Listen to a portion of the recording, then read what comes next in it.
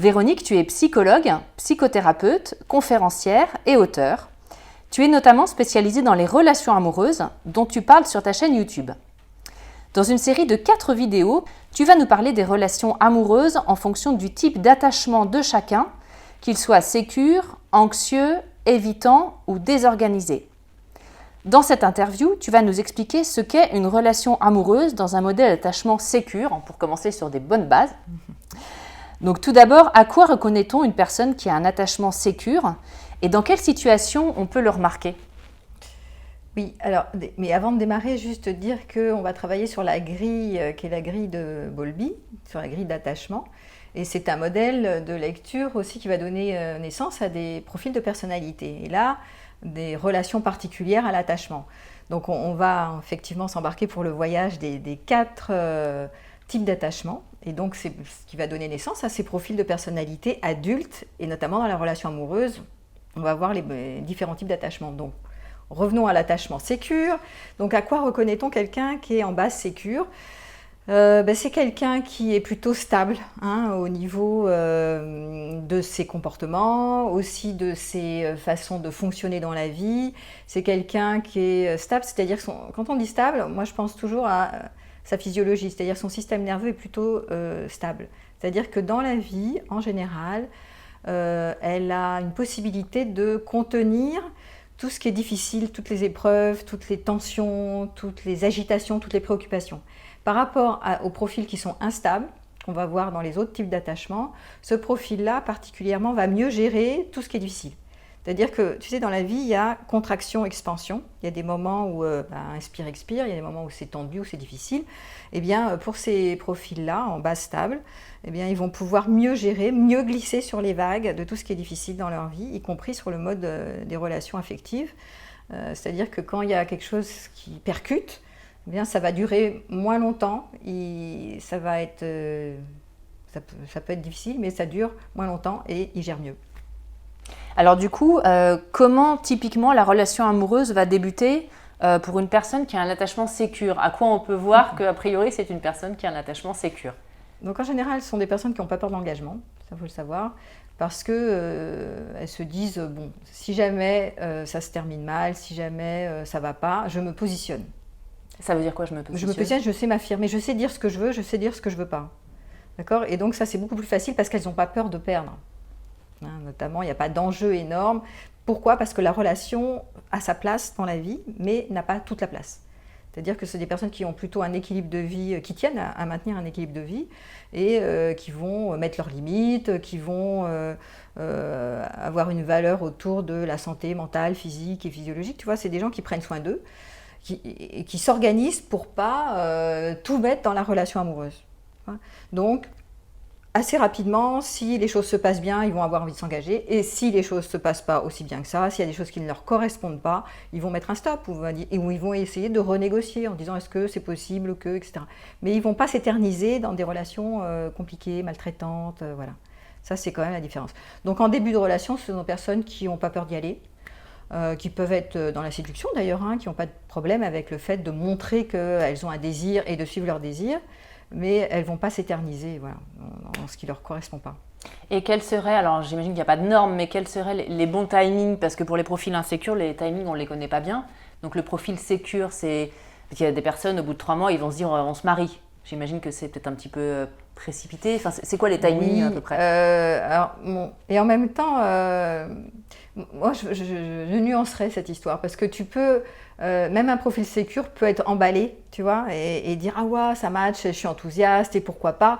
Mais après, il y a de la non-naïveté. Ce ne sont pas des personnes qui vont d'abord ni être ultra méfiantes, comme les autres profils insécures, ni être ultra naïves, tu vois. C'est OK, on peut s'engager, mais avec une forme de lucidité derrière.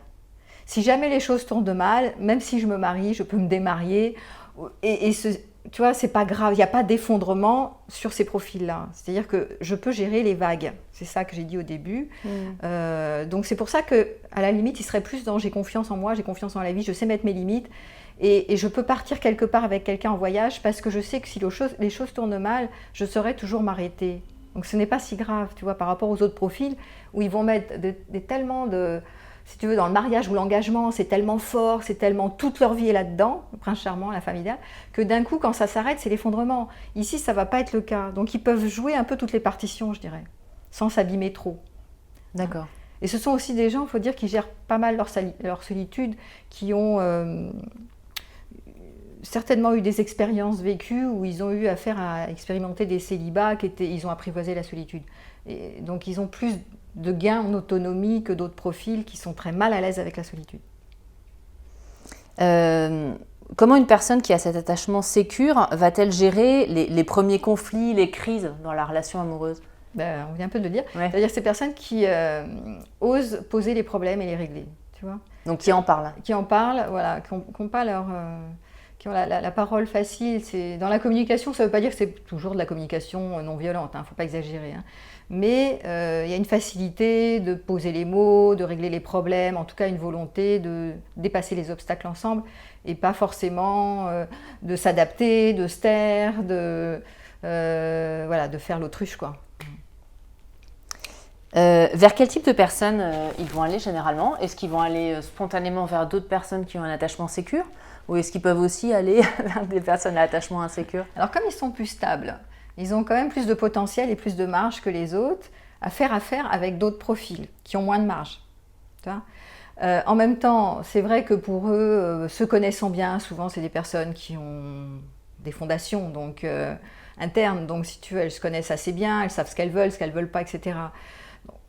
C'est plus fréquent que, tu sais, au bout d'un moment, quand tu as fait un certain chemin sur toi, tu rencontres des partenaires de vie qui sont au même endroit que toi, de croissance, d'évolution, et bon, sinon tu te dis, oh là là, c'est un dossier lourd, en clair, je ne vais pas faire l'affaire très longtemps, ça va être tellement compliqué que je ne vais pas recommencer des choses que j'ai déjà visitées.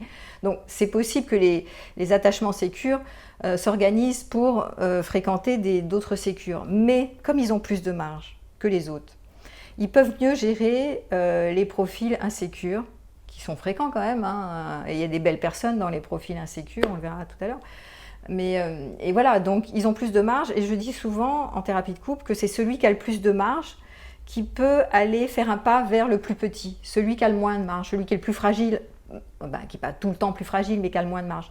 Donc c'est important parce qu'il contient mieux. Par exemple, si un sécure va avec un anxieux, il a plus de facilité pour le rassurer sans se sentir agacé, énervé, parce qu'il vient toujours lui demander du soutien, etc. Tu vois ? Donc par exemple, comment il va agir avec un anxieux par exemple ? Ce que je viens de dire, il va voir que l'anxieux, il ne fait pas exprès d'être anxieux, donc il demande beaucoup, il attend beaucoup de reconnaissance, de soutien, d'attention, etc., de je t'aime, je t'aime, je t'aime. Donc il va aller dans le sens, tu vois, de le rassurer, de lui donner ce dont il a besoin, tout en restant très stable, c'est-à-dire très aligné. C'est quelqu'un qui ne va pas se pencher sur l'autre. C'est-à-dire, c'est pas, tu vois, j'avais pas mal travaillé sur l'altruiste, qui est celui qui est souvent un attachement anxieux, qui donne beaucoup, qui est généreux.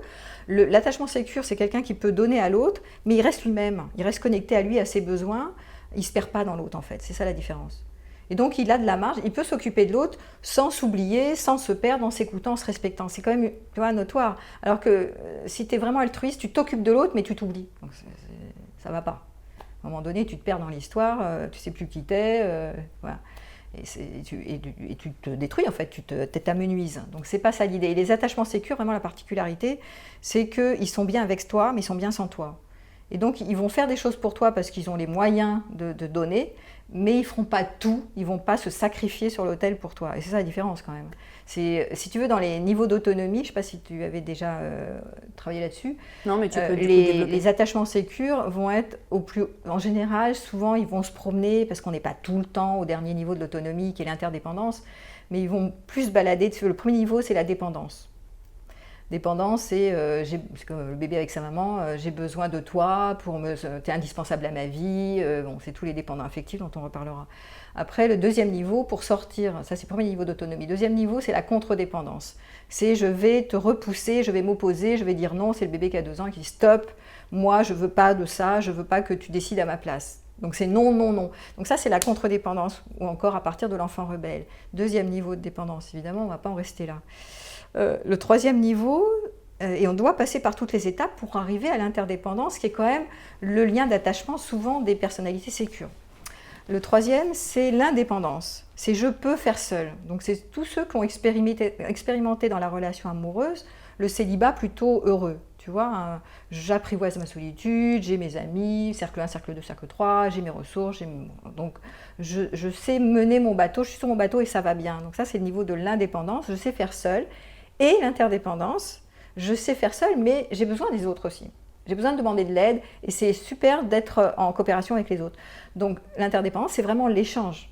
Et je fais des propositions à partir de moi, de ce que moi j'ai envie, et je m'enrichis de tes propositions, de ce que toi tu désires aussi. Tu vois, il y a une forme de négociation, d'intersection entre mes envies et tes envies, et voilà.